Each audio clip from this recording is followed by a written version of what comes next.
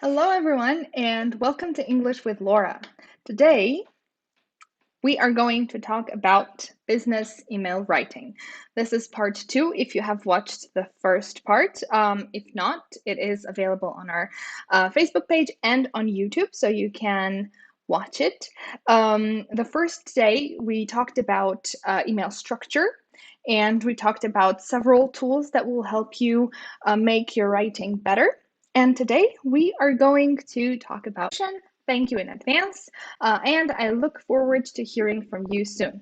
Now, again, there's nothing wrong with writing these cliches. I'm guilty of writing them myself. However, sometimes you want to make your email sound even better, to sound more professional and more unique. So it's also maybe part of your email address. So you don't need to be redundant. Secondly, when you write I work for, probably this should be in your signature as well.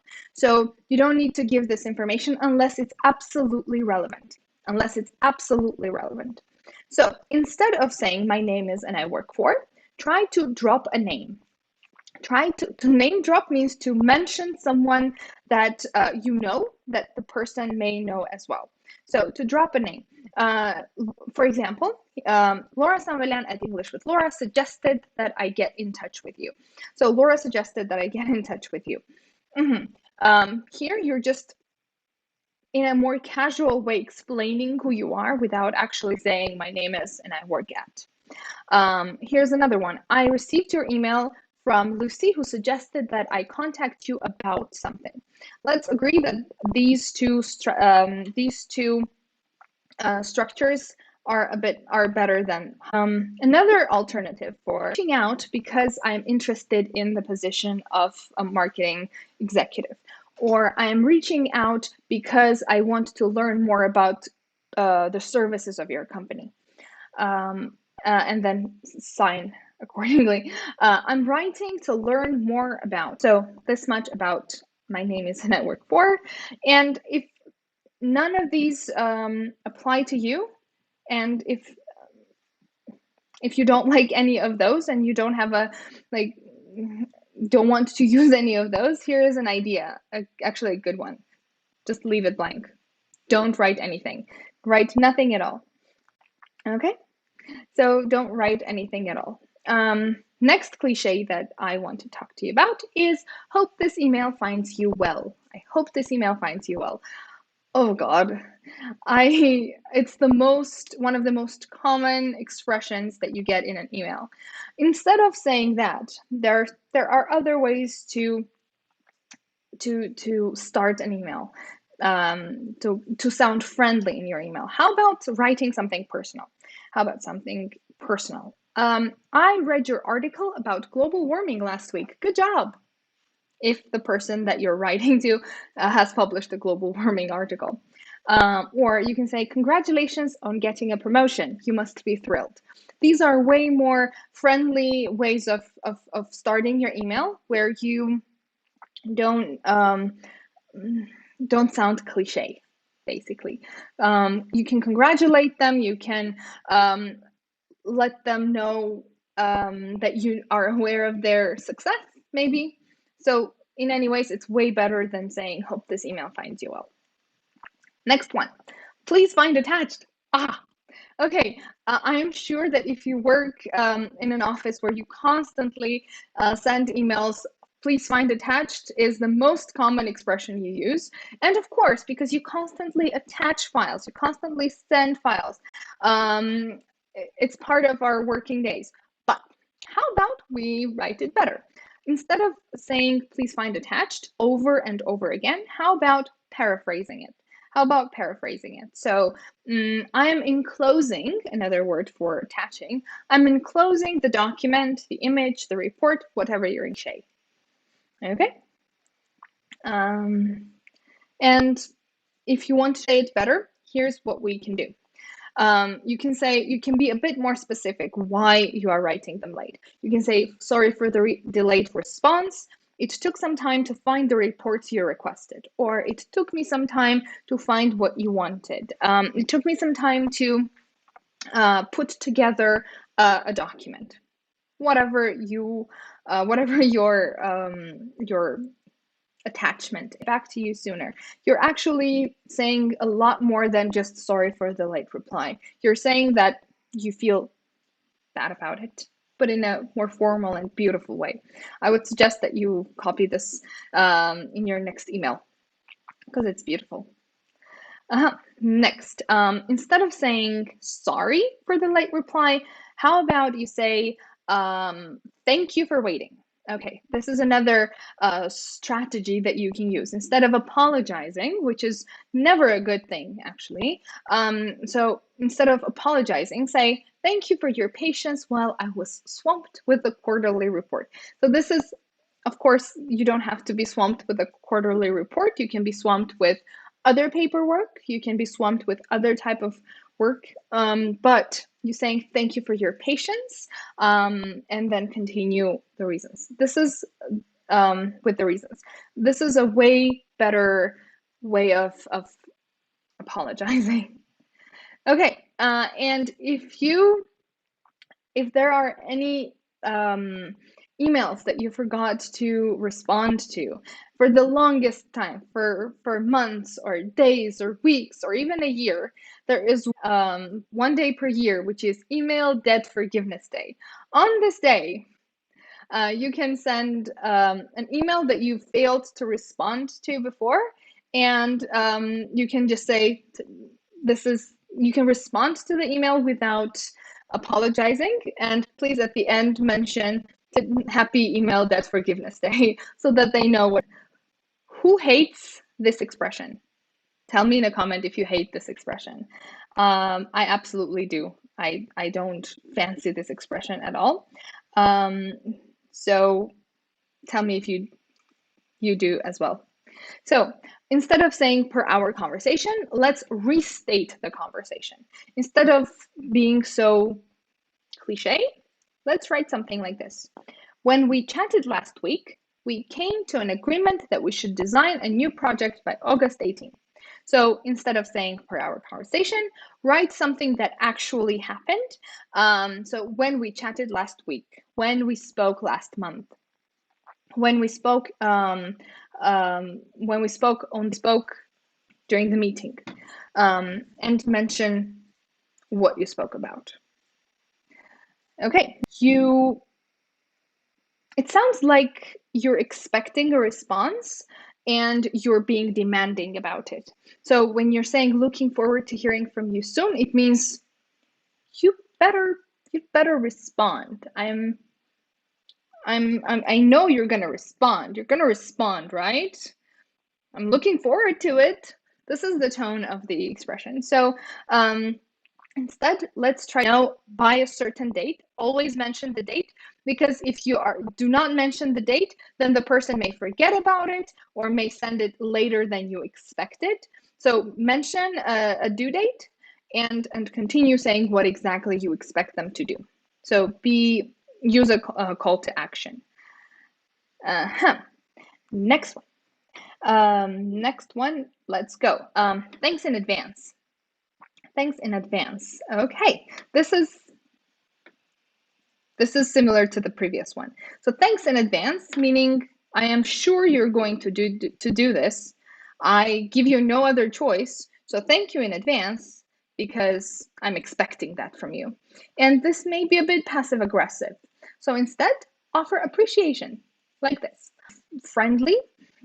So go ahead and use it in your emails. Next one. This is the time where we're done with the cliches, and I hope this was useful. Please write a comment on what is wrong with, that page. And we covered different subjects, including the structure of the email and what not to do in an email. So my question to you, or at the closings, basically anything that you find wrong with it. Take a look at it, read it closely. I'm sure you are going to find several things that are wrong. And right now, I would like to see what comments you wrote. Let's see. Hi, Laura. Hi, Sana. And hi, Karina. So I am very much expecting you to respond. Let's see.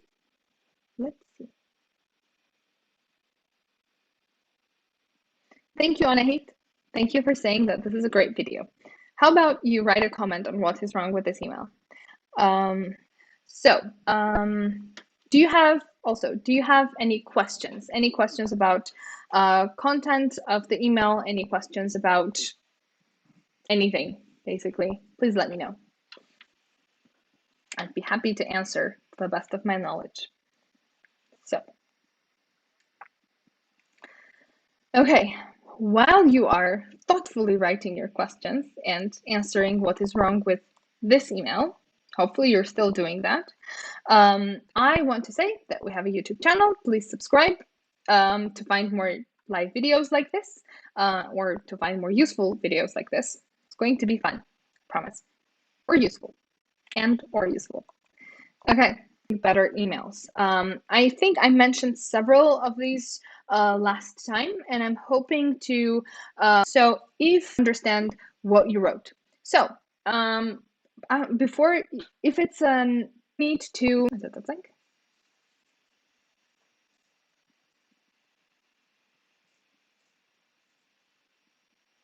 And I use it quite often, actually. So it is a free online writing assistant.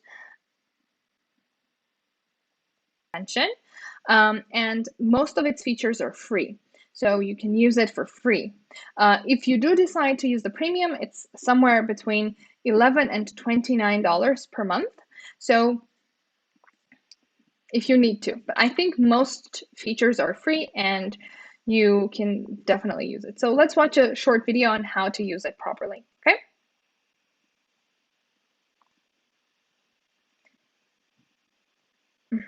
So basically, all you need to do is type Grammarly.com and it will take you to the application. You need to write your text. I'm going to obviously show shorter text. And as you see, the text has a lot of mistakes in it. Well, not a lot, but some mistakes in it, several mistakes. And once you are done writing everything, just click on the words that Grammarly says are incorrect, and it will automatically change it to the correct version.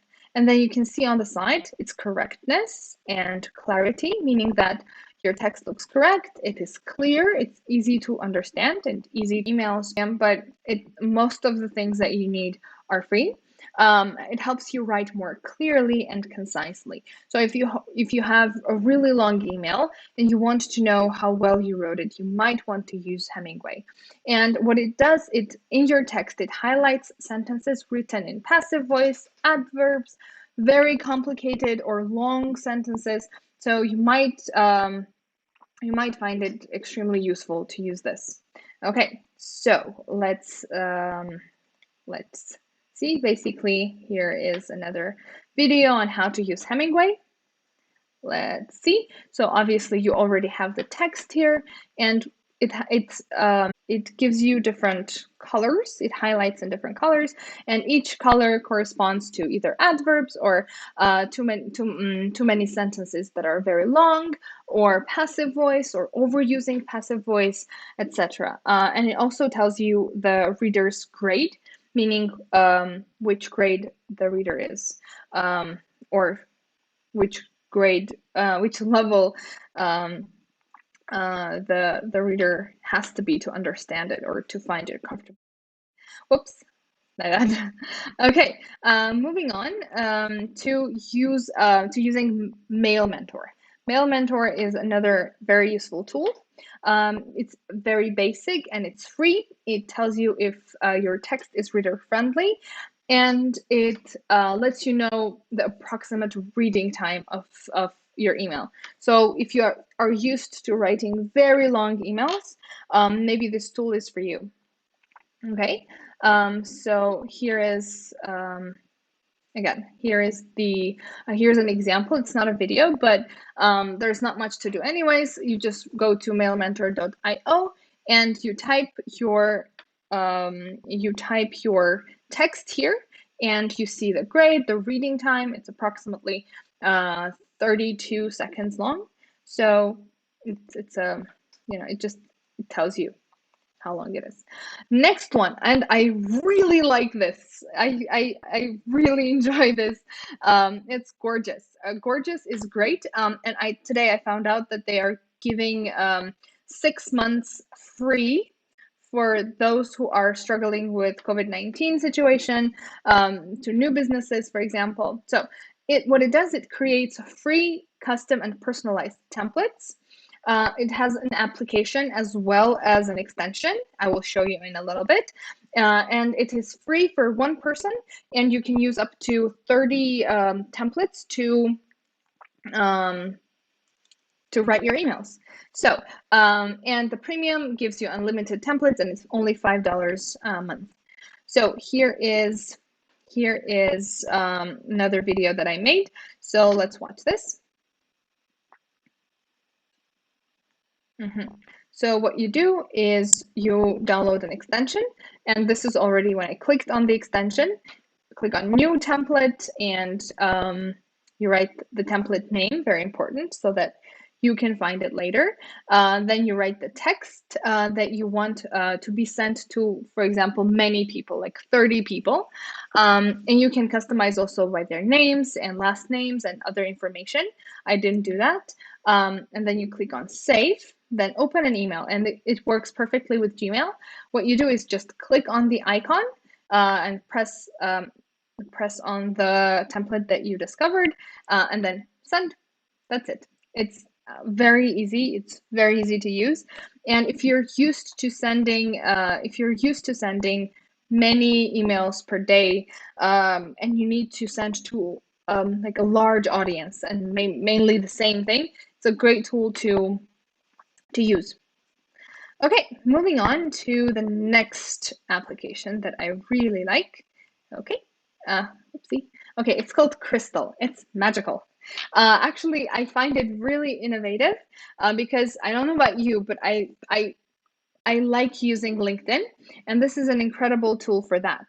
So what we do with that, it's an extension, obviously, and it has a free trial, and afterwards it's quite pricey, but it's worth it because if you are working with a lot of clients and you need to specifically know what type of people they are, Crystal might help you.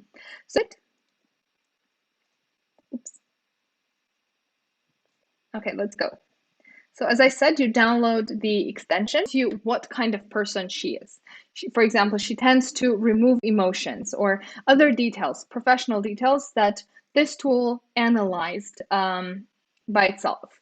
So it has many details, like what she likes, what type of person she is, what you need to know about her, but not spying. It's all about artificial intelligence and all about persuade her to take action. What happens is that this tool gives you ideas on how to write her based on her personality. For example,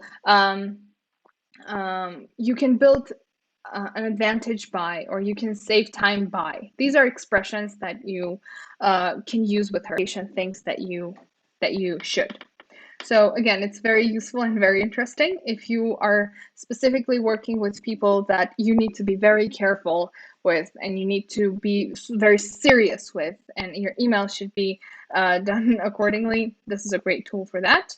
And another one, and I do not recommend you use this very often, but I found this recently. You can use it only when you're in a hurry. So what can you do with it? What can you do? So it's a minimal site, and it has different templates, different pre-written emails. So written email, and it's free. It's absolutely free. It's called Canned Emails, and here's how to use it. Okay, so another very short. Okay, let's see. So here's how we do it. Just go to their website, cannedemails.com, and just find the templates, find the email that you want to write, like you need advice or schedule a phone call, grant refund, and just click on one. For example, rescheduling, and I made it bigger for you to see. what you need to do is, it already has the email written. You need to read it carefully, of course, and then personalize it by adding your name and a signature at the end. Then choose the recipient, and voila, and you send it away. So yeah, it's quite easy. But again, I do not recommend that you use it often. Only when you are in a hurry, or only when you want to learn from it. But again, it doesn't mean that the emails are perfect. This is just a tool. I would be more than happy to answer them either right now or later after the live video. It's my pleasure. I love doing that.